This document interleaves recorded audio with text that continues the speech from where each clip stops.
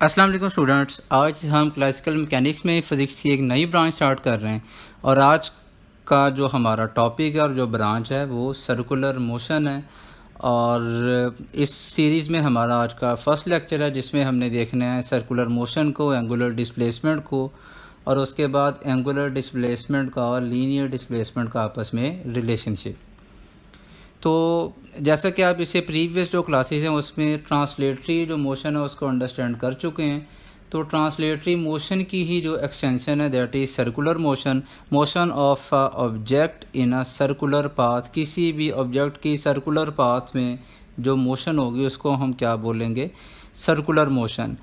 Moon की motion अर्थ के around या फिर अर्थ की मोशन सन के around that is an example of circular motion.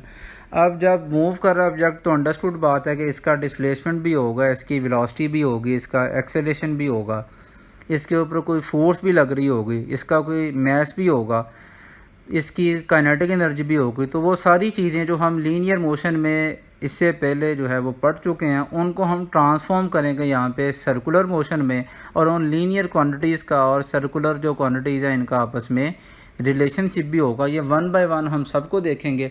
और एक बात यहाँ पे इस जो है वो जो ब्रांच को स्टडी करने के लिए कि लीनियर जो मोशन है उसमें अगर डिस्प्लेसमेंट, वेलोसिटी, एक्सेलरेशन, मैस और फोर्स ये कॉन्सेप्ट अगर आपके ठीक हैं तो फिर उन्हीं की बेस पे हमने इनको रीडिफाइन करना है। एंगुलर डिस्प्लेसमेंट की बात करें तो डिस्प्लेसमेंट चेंज नहीं हो रहा, वो उसकी डेफिनेशन वही है, that is change in position. तो यहाँ पे एंगल की फॉर्म में हम ऑब्जेक्ट की पोजीशन को चेंज होना बताएंगे और हम इसको डिफाइन करेंगे। The angle subtended at the centre of a circle by a body moving along the circumference in a given time is called angular displacement. और डेल्टा थीटा के साथ इसको हम डिफाइन करते हैं। और ये एक वेक्टर क्वांटिटी है। अंडरस्टूड बात है कि ऑब्जेक्ट क्लॉकवाइज भी मूव कर सकता है, एंटी क्लॉकवाइज भी मूव कर सकता है। तो इस सूरत में हमने फिर वो क्लॉकवाइज मूव कर रहा है या एंटी क्लॉकवाइज मूव कर रहा है तो हमें फिर उसकी डायरेक्शन भी रिक्वायर्ड होगी। तो इसके लिए अगर एंगुलर डिस्प्लेसमेंट जो कि हम डेल्टा थीटा को बता रहे हैं, अगर डेल्टा थीटा की जो वैल्यू है वो वेरी स्मॉल हो, टाइम इंटरवल बहुत कम हो, तो ये फिर वेक्टर क्वांटिटी बन जाती है और इसकी जो डायरेक्शन है that is along the axis of rotation. इससे पहले हम एक एग्जांपल उठा लें। यहाँ पे एक पी पॉइंट है, ये आर कोई रेडियस है सर्कल का, ये सर्कुलर पाथ में मूव कर रहा है जिसका रेडियस आर है। हम एक्स वाई जी जो है ये अगर अपने एक्सिस में इसकी जो मोशन को स्टडी करें, ऑब्जेक्ट की जो मोशन है that is in X Y plane.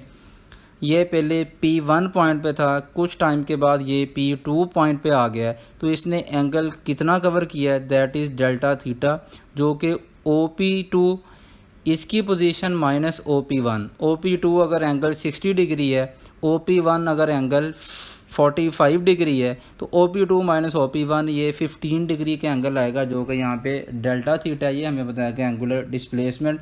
और इसकी जो डायरेक्शन होगी ये अलोंग वाई एक्सिस, ये वाई एक्सिस यहाँ पे हमें नज़र आ रहा है, ये सॉरी अलोंग जी एक्सिस होगी क्योंकि ये ऑब्जेक्ट की मोशन जो है वो एक्स वाई प्लेन में है, तो अलोंग जी एक्सिस जो एंगुलर डिस्प्लेसमेंट है इसकी डायरेक्शन होगी। और इसके लिए रूल हमें क्या बता रहा है? Grasp the axis of rotation in right hand with curling fingers in the direction of rotation, then the erected thumb points in the direction of angular displacement. Understood बात है कि एक्सिस ऑफ रोटेशन इमेजिनरी होगा, आपने उसको assume कर लेना है, उसको राइट हैंड में इस तरह ग्राफ्स कर लेना है कि आपकी फिंगर्स का मुड़ना, राइट हैंड की जो फिंगर्स है उस तरफ को आपने मोड़नी है जिस तरफ को ऑब्जेक्ट मूव कर रहा है। तो तब इरेक्टेड थंब हमें एंगुलर डिस्प्लेसमेंट की डायरेक्शन को बताएगा। उसके बाद हमारे पास जो अगली चीज़ आ रही है that is relationship between angular displacement and linear displacement. इन दोनों का आपस में क्या रिलेशनशिप है?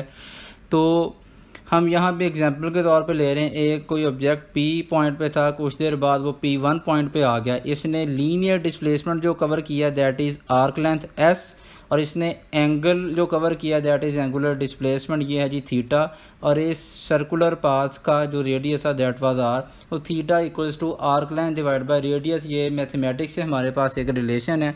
तो theta equals to S over R, जहाँ से हम ये लिख सकते हैं S equals to R theta, where theta is in radian, theta radian में होगा और रेडियन एंगुलर डिस्प्लेसमेंट का एसआई यूनिट है।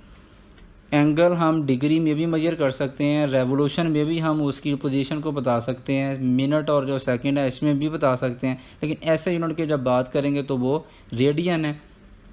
S equals to R theta हमें जो है वो क्या बता रहा है, ये हमें ये रिलेशनशिप बता रहा है कि अगर हम एंगुलर डिस्प्लेसमेंट को उस सर्कुलर पाथ के रेडियस के साथ मल्टीप्लाई कर दें तो जो क्वांटिटी हमारे पास आएगी that will be linear displacement.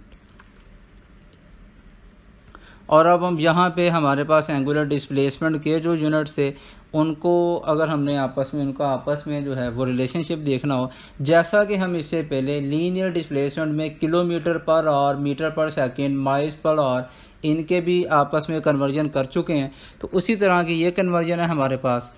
अगर ऑब्जेक्ट ने एक पूरा चक्कर जो है वो लगा लिया तो उसकी एक रेवोल्यूशन हो जाएगी, और एक रेवोल्यूशन में जो उसका एंगल कवर होगा, उसका जो लीनियर डिस्प्लेसमेंट होगा that will be 2 pi r. तो यहाँ से theta equals to S over r, 2 pi r divide by r, r के साथ कैंसिल आउट हो जाएगा, और यहाँ से हम क्या लिखेंगे 1 revolution equal to 2 pi radian. और ये भी हमें पता है कि जब एक रेवोल्यूशन कंप्लीट हो जाती है तो इसका मतलब 360 डिग्री एंगल ऑब्जेक्ट जो है वो कवर कर लेता है, जो कि पूरे सर्कल का एंगल है। तो इन दोनों को जब हम देखें तो हम ये देख सकते हैं 2 pi radian equals to 360 degrees. यहाँ से हम ये देख सकते हैं 1 radian equals to 360 degrees divide by 2 pi, 1 radian equals to 57.3 degree. ये डिग्री और रेडियन का एक हमारे पास इक्वेशन फॉर्म में रिलेशनशिप आ चुका है कि एक रेडियन जो है वो एंगुलर डिस्प्लेसमेंट जो है वो कितने जो है वो डिग्री के इक्वल होगा, that will be equal to 57.3 degrees. उम्मीद है कि ये लेक्चर आपने अंडरस्टैंड कर लिया होगा, तो इंशाल्लाह इस सीरीज़ को आगे कंटिन्यू रखेंगे। Till then wait for the next video.